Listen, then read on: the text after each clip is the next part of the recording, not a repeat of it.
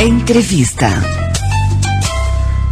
Psicóloga aborda os desafios das famílias em um mundo sem limites. Nas últimas décadas, a família brasileira mudou bastante e novos desafios surgiram para a sociedade moderna. Muitas vezes os pais estão ausentes ou são omissos, e quem sofre as consequências dessa situação são os filhos. O uso de drogas ou até mesmo o abuso de álcool são rotina entre muitos jovens em idade escolar.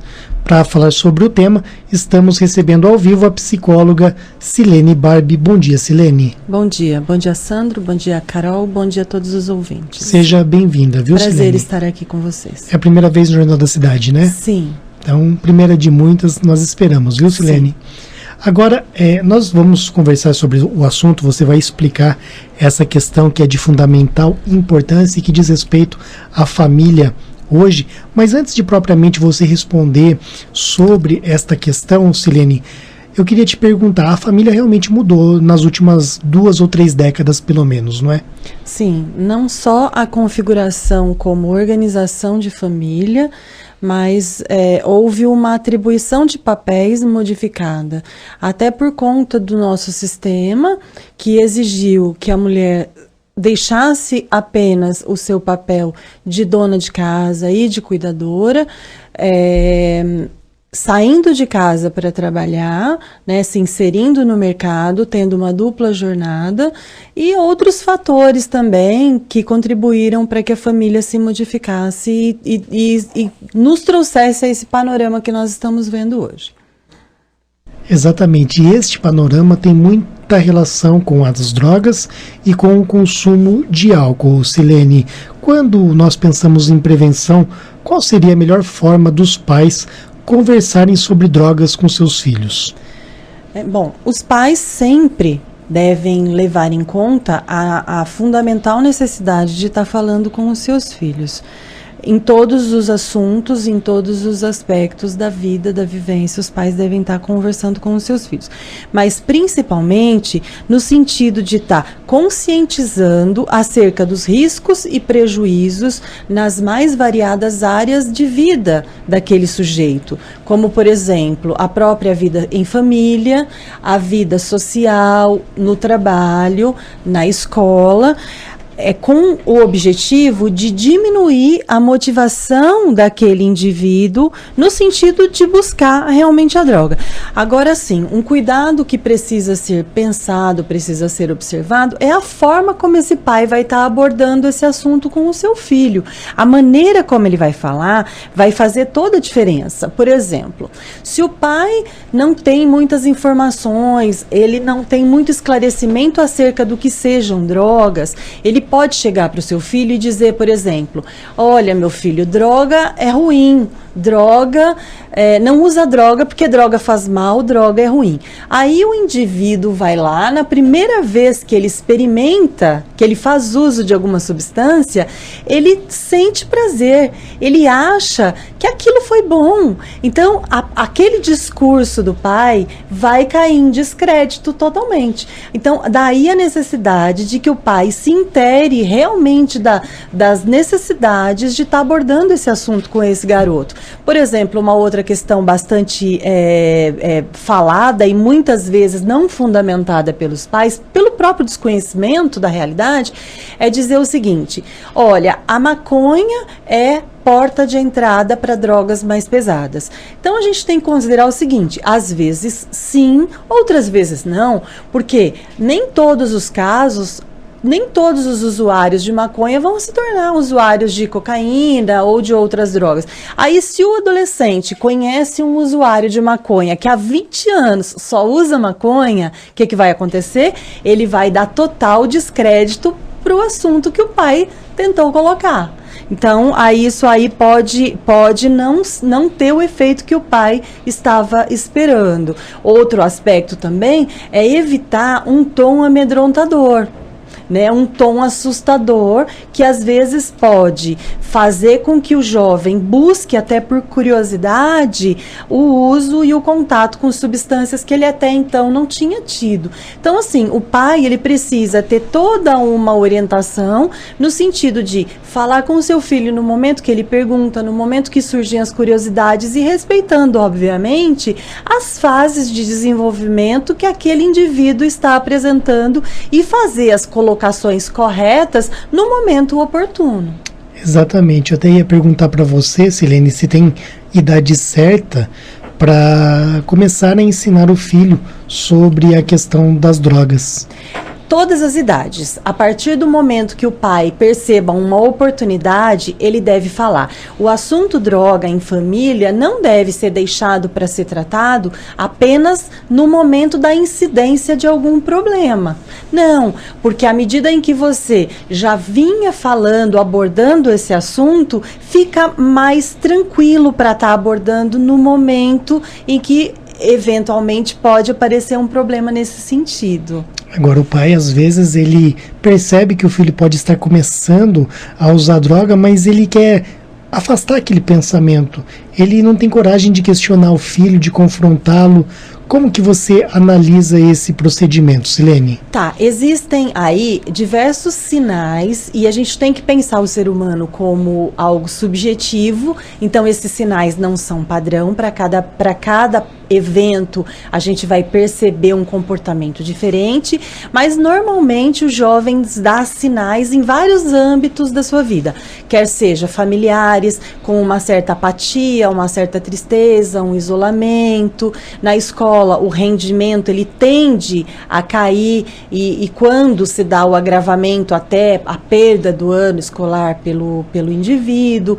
No social, o que é um indicativo muito comum é que ele troque de amigos, ele substitui os amigos de até então por outros novos, já não fala tanto desses amigos dentro de casa. Então, assim, o pai ele pode estar percebendo uma série de modificações, né, que podem dar indício de que alguma coisa está acontecendo.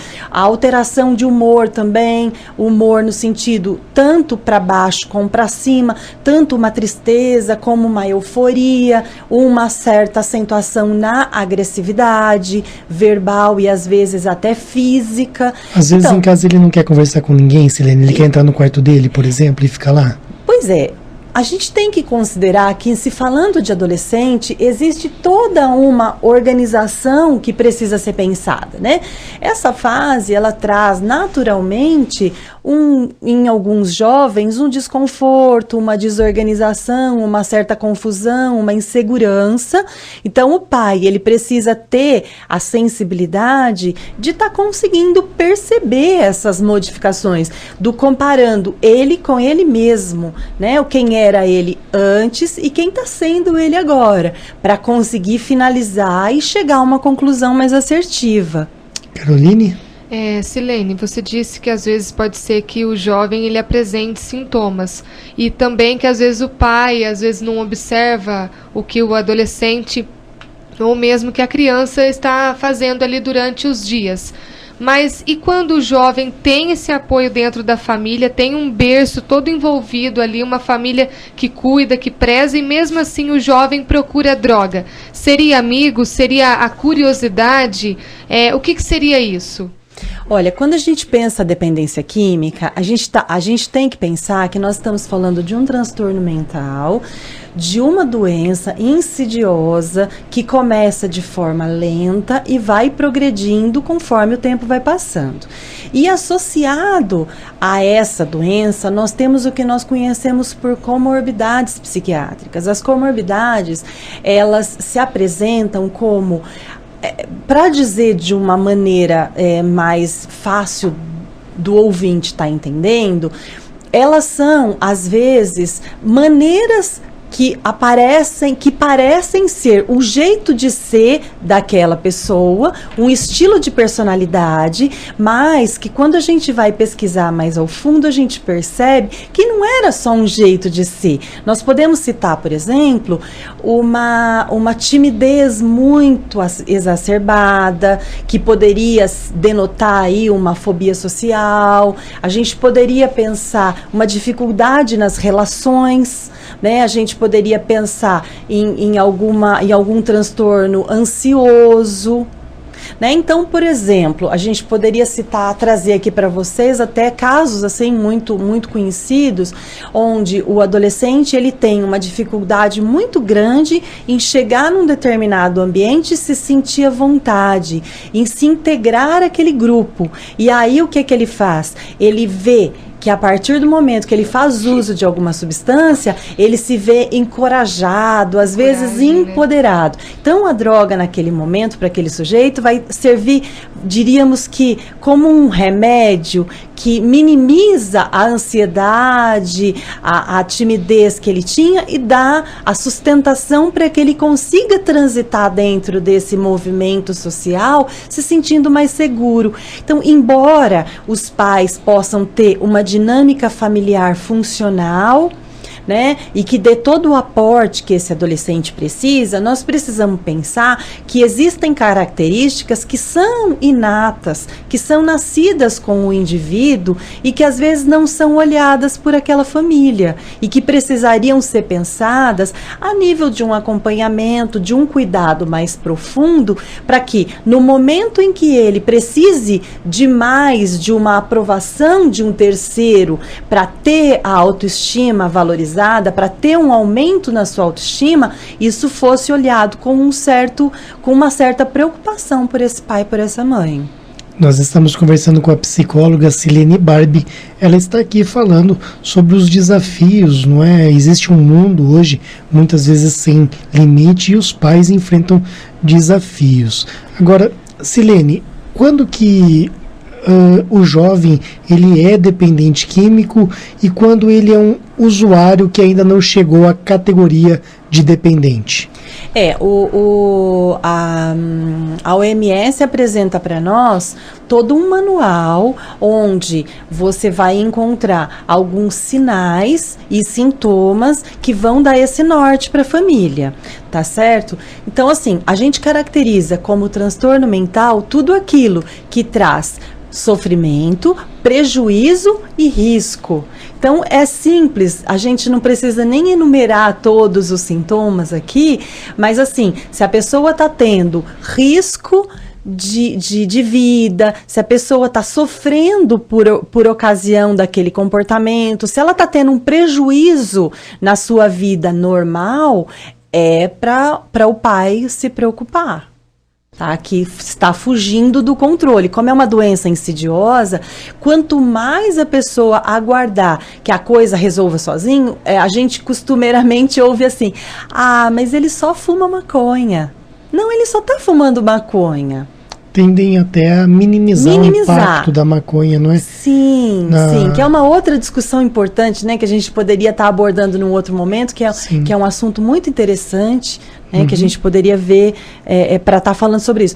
Mas assim, então, que o pai, ele nunca faça de conta que aquele tá só bebendo, mas ele só bebe de final de semana. Então isso precisa ser observado, tá? As coisas não são tão simples assim. Silene, nós sabemos que quando a pessoa se porta de determinada maneira, ela não gera consequências somente para a vida pessoal dela, ou para os familiares, ou para as pessoas mais próximas. Existe toda uma sociedade, um conjunto de indivíduos que está envolvido e as consequências muitas vezes elas são bastante nefastas. Eu quero colocar uma matéria aqui que fala sobre os mais de 22 mil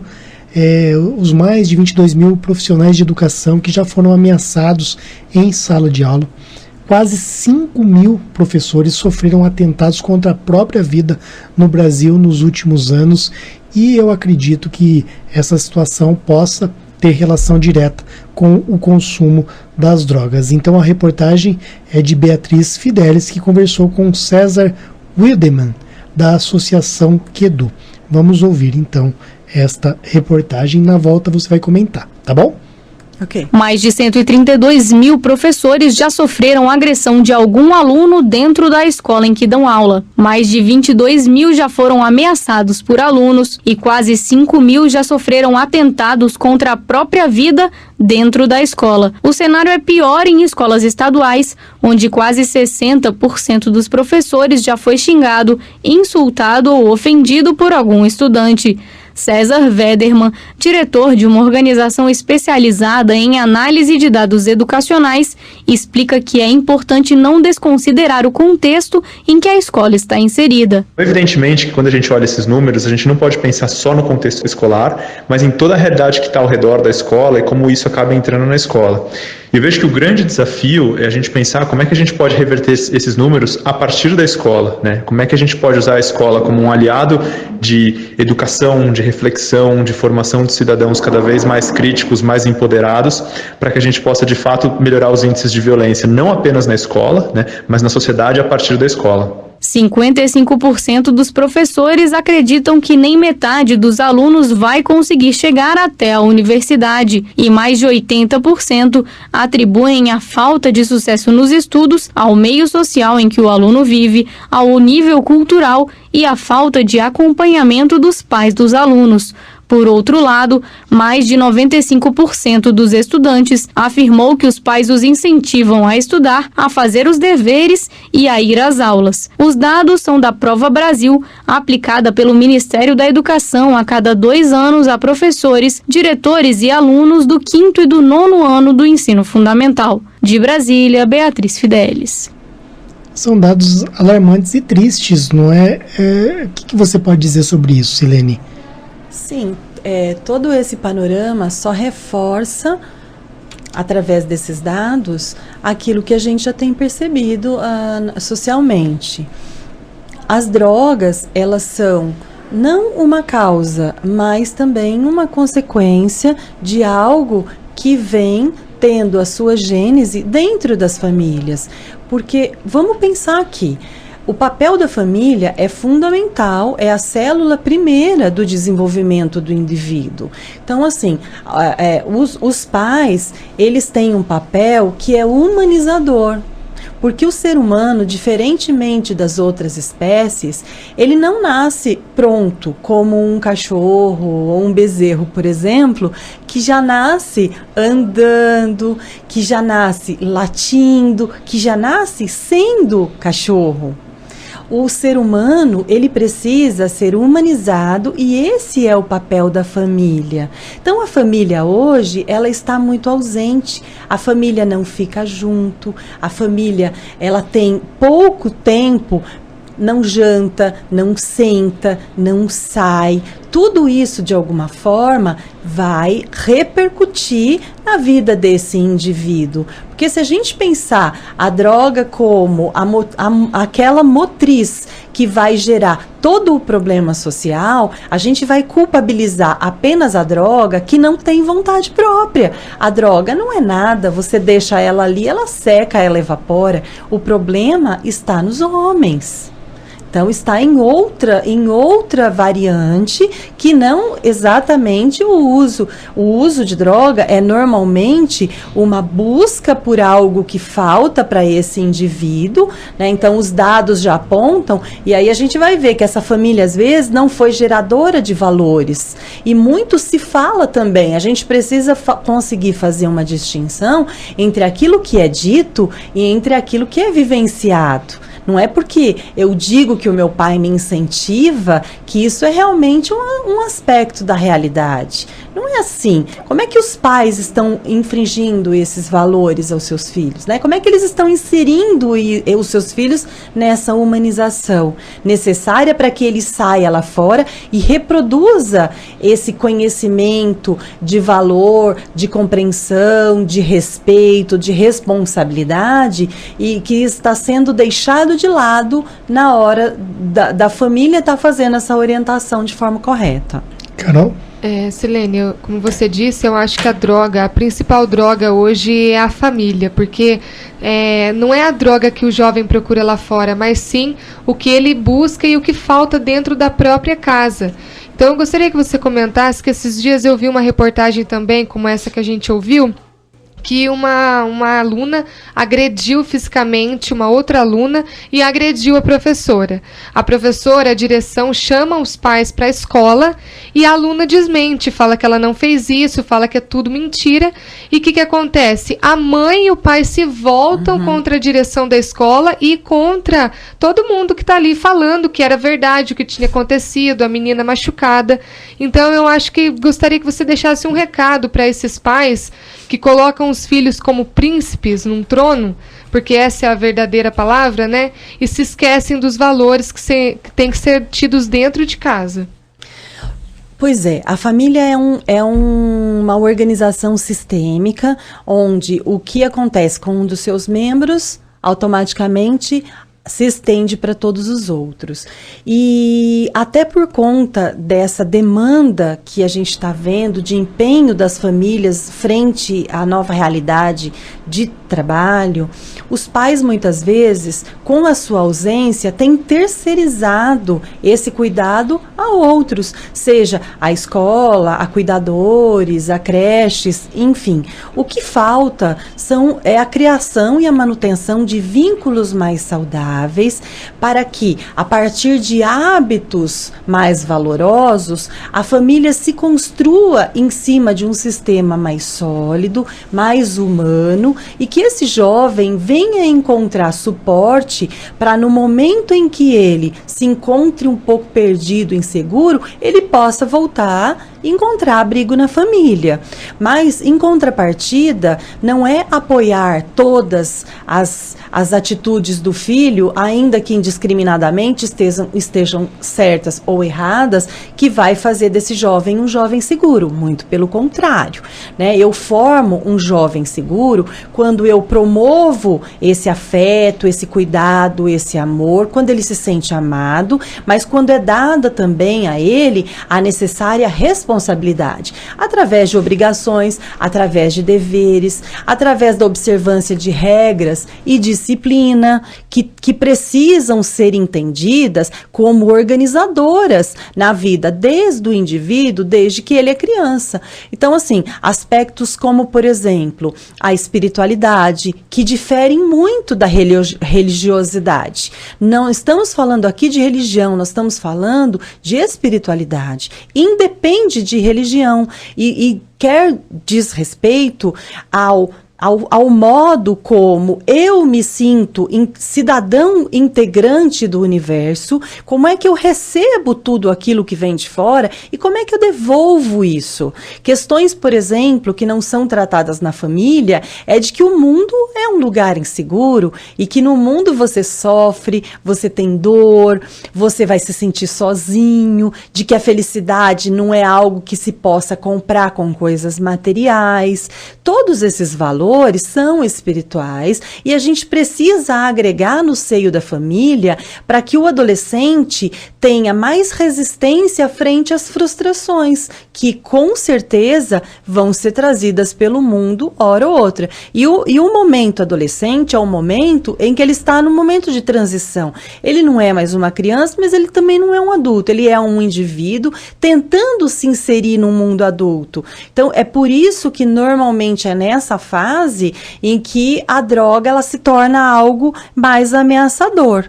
Né? Então, assim, a família precisa desde cedo conversar com esse adolescente, mostrar que ele é amado, mas também introduzir nessa dinâmica familiar hábitos mais saudáveis, contato com a natureza, o esporte, mostrar para esse adolescente que não é só ter coisas, eu não compenso a minha falta com coisas materiais, eu compenso estando junto, ficando junto, passando os meus valores. E a família é um lugar de aprendizado, é onde transitam os seres humanos precisando realmente de um norte para sair mais prontos para a vida. Então, assim, acontecem contatos com as drogas dentro da família, em situações, por exemplo, a criança, ela tem o seu contato com a droga normalmente dentro da família, quando os pais não dando conta de lidar com as suas tensões, com as pressões da vida, com a insônia, vão lá e fazem uso de medicamento. O que eles estão ensinando para a criança? Então eu vou lidar com as adversidades da vida com um remedinho. É a primeira forma de você negativamente mostrar para ele que você pode amenizar as suas ansiedades, as suas angústias, fazendo uso de alguma coisa que é externa e que não é interna, e que você não busca a felicidade na cultura de seus valores, que você não se concretiza como ser humano, estimulando os seus valores maiores, né? Então, é toda essa questão que precisa ser pensada pela família a fim de formar um ser humano melhor estruturado para enfrentar a dificuldade e a batalha realmente que é estar vivo no nosso mundo. Silene, eu gostaria de agradecer a sua participação aqui no Jornal da Cidade, dizer que realmente as informações que você trouxe foram muito importantes. Eu acredito que o tema é amplo, praticamente inesgotável, muita coisa você ainda poderia acrescentar, poderia realçar, mas é importante como ponto de partida que o ser humano saiba que a resposta está na família, em como o pai age. Eu e a Carol, a gente sempre conversa que quando a gente faz tudo certo, né, Carol? A gente ainda corre o risco de alguma coisa dar errado. Quando você faz tudo certo, já corre o risco de alguma coisa dar errado. Ainda mais quando você faz errado. Aí, então, você está realmente jogando fora a vida do seu filho, né? Por querer priorizar outras coisas que não são tão importantes. Sim, e só para fechar, lembrando que não adianta palavra. Palavra é vazia. O que a gente precisa mostrar para os nossos filhos é exemplo, é ser a referência dele como pessoa. Ele vai olhar muito na maneira como você resolve os problemas para se basear como ele vai resolver os dele. Cheiro de cigarro, tá no churrasco, ai filho, pega uma cervejinha para mim ali. Tudo isso, com certeza, lá na frente vai ter uma repercussão negativa na vida desse adolescente. Eu que quero agradecer, esse é um assunto realmente que tem muito para ser desenvolvido e eu espero que a gente possa ter contribuído de alguma forma positiva aqui nessa manhã e estaremos juntos assim que for possível. Jornal da Cidade.